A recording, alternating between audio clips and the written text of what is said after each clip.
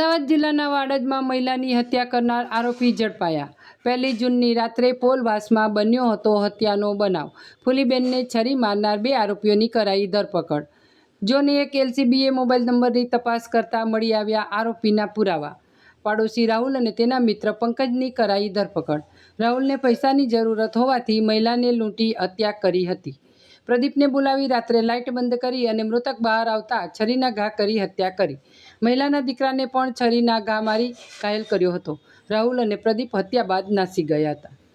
રાહુલ પેટમાં દુખાવાનું બહાનું કરી હત્યાની રાત્રે બહાર હોવાનું જણાવ્યું। પ્રદીપે લાંબા જતો રહ્યો હતો। પ્રદીપ પર અગાઉ પણ નોંધાયેલા છે ગુના। પોલીસે આરોપીઓની ધરપકડ કરી આગળની કાર્યવાહી હાથ ધરી।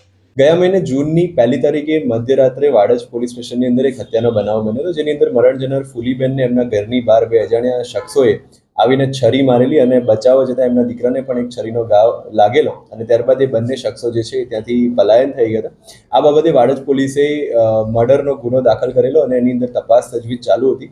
જે શકમંદ હતા એમની પૂછપરછ પણ ચાલુ હતી, પરંતુ હત્યાનો જે ઉકેલ છે જે મળી નહોતો રહ્યો। આ બાબતે ઝોન 1 LCBએ ટેકનિકલ એનાલિસિસ કરીને વિસ્તારના જેટલા પણ ટાવર ડમ્પની અંદર નંબર નીકળેલા એવા ટોટલ 400 જેટલા શકમંદ નંબરોની તપાસ ચાલુ કરેલી। આ દરમિયાન LCBના હેડ કોન્સ્ટેબલ મયુરધ્વજસિંહને એક હકીકત મળેલી કે આ વ્યક્તિએ આ પ્રકારની વાત ક્યાંક કરી છે। એના આધારે LCBએ જે ટાવર ડમ્પ એનાલિસિસ કરેલું, એ ટાવર ડમ્પ એનાલિસિસના CDRના આધારે 2 શકમંદ ઈસમો, જેનું નામ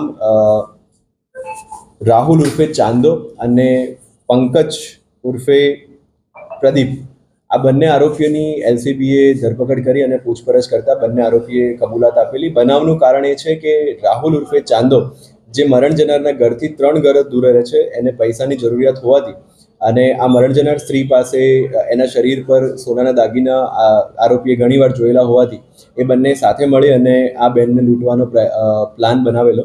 જે આધારે 1/6ની રાત્રે બંને આરોપી સાથે હતા, જેમાં રાહુલ ઉર્ફે ચાંદો, જે એમના ઘરની નજીક રહે છે, એણે એના મિત્ર પ્રદીપ ઉર્ફે પંકજને લાંબાથી બોલાવેલો। બંને જણા સાથે હતા।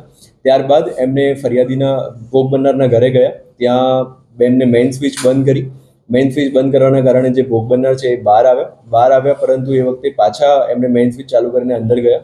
આરોપીએ ફરીથી મેઇન સ્વિચ બંધ કરી। ફરીથી આ બેન જ્યારે બહાર આવ્યા ત્યારે આ પ્રદીપ ઉર્ફે ચાંદા અને રાહુલ, એ બંને જણા જે સંતાયેલા હતા, એ બહાર આવી અને એમને પર છરીના ઘા કર્યા। આ છરીના ઘા દરમિયાન જ બેનના મોઢામાંથી જે આવાજ ચીખ નીકળી, એ ચીખ સાંભળીને એમનો દીકરો આશીષ ઘરની બહાર આવ્યો। એ બહાર આવ્યો, જેથી કરીને ડરી જતા આ બંને જણાએ એમના દીકરાને જે છે એ છરીનો ઘા માર્યો। મરણ જનાર સ્ત્રી પર ઘણા બધા છરીના ઘા વાગવાથી એમનું મૃત્યુ થયેલું। આ મારામારી દરમિયાન બીજા આરોપીના હાથ ઉપર પણ છરીનો ઘા જે છે એ વાગેલો। બંને આરોપી ત્યાંથી જે રાહુલ ઉર્ફે ચાંદો સ્થાનિક છે અને અંદરના રસ્તા જોયેલા હતા, એ લોકો ત્યાંથી ભાગ્યા। ભાગતા રસ્તામાં એક ઘરની આગળ એમને મર્ડર વેપન જે છે એ ફેંકી દીધેલું। મર્ડર વેપન પણ પોલીસે બીજા જ દિવસે કબજે કરેલું। ત્યાંથી રાહુલ ઉર્ફે ચાંદો છે એ પોતાને પેટમાં દુખે છે એવું કહીને એના એક મિત્રને બોલાવીને પેટમાં દુખાવાની ગોળી લઈને આવે।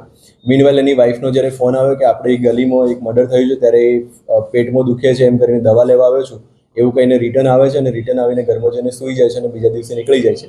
જ્યારે પ્રદીપ ઉર્ફે પંકજ જે છે એ લાંબા નીકળી જાય છે અને આ પ્રકારની કબૂલાત જે છે એ બંને લોકોએ આપી છે। અને જે પણ પ્રાયોગિક પુરાવા મળ્યા છે એમની સાથે તમામ આ હકીકત બંધબેસતી નીકળે છે।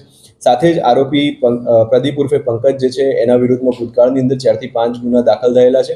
મેઘાણીનગરની અંદર એની ઉપર પાસા પણ કરવામાં આવેલી છે અને અત્યારે આ બંને આરોપીને જે છે એ ઝોન 1 LCBએ રાઉન્ડ અપ કરીને એમની ધરપકડ કરી છે અને કાયદેસરની કાર્યવાહી શરૂ કરવામાં આવી છે। એ આરોપીએ પ્રાથમિક તપાસની અંદર એવું જણાવ્યું છે કે એણે ભૂતકાળની અંદર કેટલાક લોકો પાસેથી પૈસા ઉછીના લીધા હતા અને એ લોકો એની પાસે ઉઘરાણી કરતા હતા, જેના ભાગરૂપે આ બંને આરોપીએ સાથે મળીને આ પ્લાન બનાવેલો।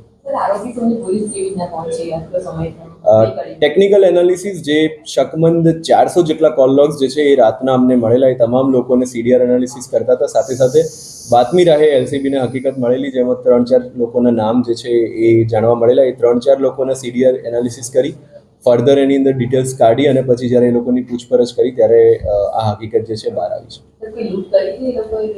લૂંટ કરવાના ઈરાદે આવ્યા હતા, પરંતુ જે મરણ જનાર છે એમનો દીકરો એ સમયે બહાર આવી જતા આરોપી જે છે ઘટના સ્થળથી ભાગી ગયા હતા।